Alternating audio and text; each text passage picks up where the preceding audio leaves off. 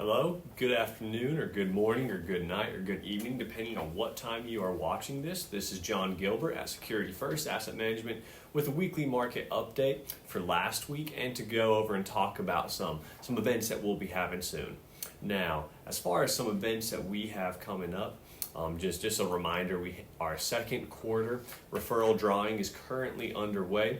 To have your name entered into that drawing, you can refer a friend to meet with an advisor. You can have invite a friend to attend an event. And by doing so, your name will be entered in a drawing to win a $100 Visa gift card. As far as some other things that we have coming up that we wanted to make you aware of, the Best of Middle Georgia voting is once again here. We were nominated for categories including financial services and wealth management. Now, last year we took home double gold in both of those categories, and we would love to do so again. So we would invite y'all to get on there and vote for the Best of Middle Georgia. Now, as far as the next event in our office that we have coming up, Mark Ballard will be coming into the office June 19th for one of his events. He's always very creative, always very entertaining and fun to attend one of those events. So if you would like to attend, please contact us at the office or register online. Seating is limited and it will be on a first come, first served basis. So make sure that you sign up for that June 19th if you would like to attend. All right, now on to the weekly market update. This is for last week, so that is the end of April going into the beginning of May. So after a turbulent April that was marked by President Trump's aggressive tariff announcements, markets experienced a significant rebound last week to end April and to begin May. So the S&P 500, the Dow Jones, and the NASDAQ all posted positive gains. The S&P 500, it achieved a 9-day winning streak, so they had 9 different days in markets where they had a positive return, and so that is the best period in somewhere around 20 years for the S&P 500 to have 9 consecutive days posting positive gains.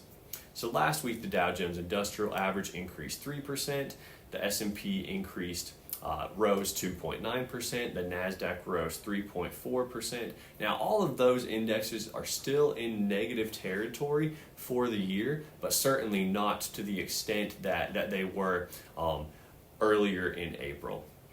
So some of the factors which helped drive last week's market rally included a slew of earnings, economic, and labor market data.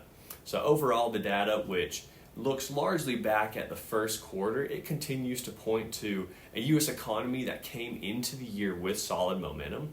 And so the key question for the economy and earnings, it continues to hinge on the direction of trade and tariffs.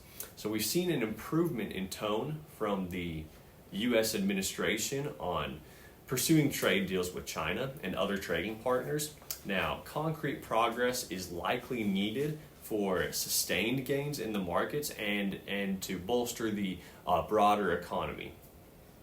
So the first quarter corporate earnings season is underway right now. So about 70% of companies on the S&P 500, they have reported their earnings, and thus far, somewhere around 3/4 of the companies that have reported earnings on the S&P 500 have had positive earnings surprises. So that has definitely, the markets have reacted favorably to that news. First quarter economic growth came in weaker than expected last week. Gross domestic product, or GDP growth, fell by about 0.3% in the first quarter of the year.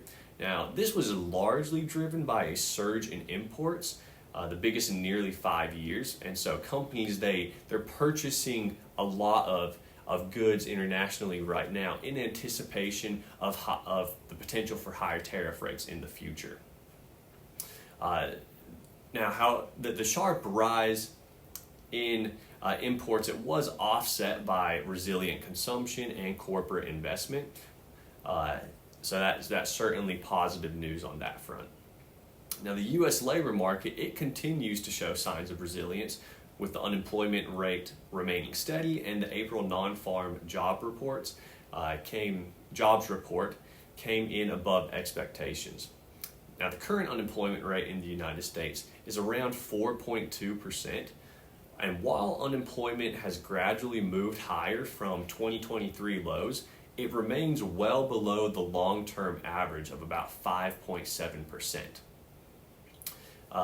The healthy job market, it also likely creates less urgency for the Federal Reserve to cut interest rates despite pressure from the Trump administration and investors. The Fed is scheduled to meet this week on May 6th and May 7th.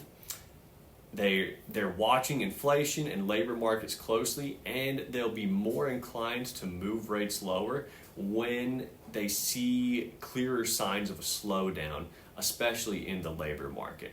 As mentioned last week, the data both for earnings and on the jobs front was positive, beat expectations in general.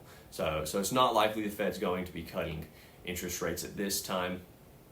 Now, if y'all have any questions or you'd like to schedule an appointment, please feel free to contact us at the office. Also, if you'd like to attend our upcoming event with Mark Ballard on June 19th, contact us to reserve your place. Thank y'all so much, and have a blessed day and a wonderful week.